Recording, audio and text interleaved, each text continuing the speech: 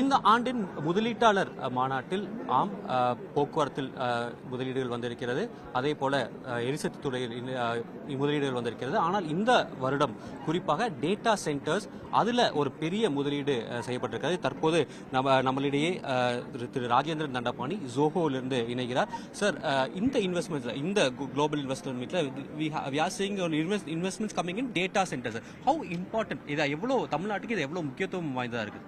அதாவது இந்த சீஸ்மிக் ஜோன்னு சொல்லுவாங்க, எர்த்குவேக் நிலநடுக்கம்லாம் வராத இடம் அப்படின்னு. நம்மளுக்கு வாட்சது ரொம்ப நிலநடுக்கம் இல்லாத இடம். அதே மாதிரி நல்ல பவர் சப்ளை நல்லா இருக்கணும், டேட்டா சென்டர் தான். அண்ட் ஒரு செக்யூரிட்டி பாதுகாப்புங்கிறது நம்மளுடைய it should be part of our DNA. 7 level security அப்படின்னு சொல்றாங்க. Gate to data there has to be 7 level security. So இதெல்லாம் நம்மளுக்கு ஏற்கனவே நல்ல அந்த பழக்கம் நம்ம உடம்புல ஊறி போயிருக்கிறதுனால and we have enough space that we can set up these data centers and it's an interesting time ahead. ஏன்னா data is the new oil அப்படிங்கிறாங்க.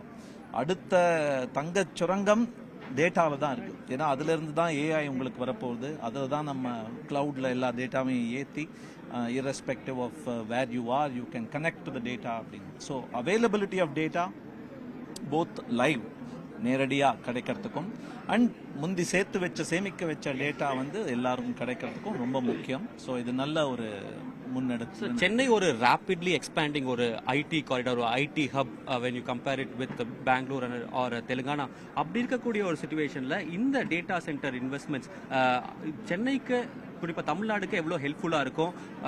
இது ஐடி ஹப்பை மறுபடியும் எக்ஸ்ட்ரா எக்ஸ்பேண்ட் ஆகிறதுக்கு எந்த வகையில் ஹெல்ப்ஃபுல்லா பாருங்க, நான் வாழ்நாள் முழுசும் ஜோஹோங்கிற கம்பெனியில் வேலை பண்ணுவேன். எங்களுக்கு சென்னை பெங்களூர்லாம் வெளிநாடு.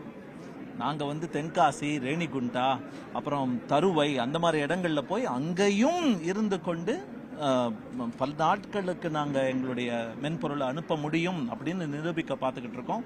வேலை வாய்ப்பை ஜாஸ்தி பண்ண பார்த்துட்டு இருக்கோம். ஸோ இது எங்களுக்கு நாங்கள் இந்த கிளவுட்ல சாஃப்ட்வேர் செய்கிறவங்க.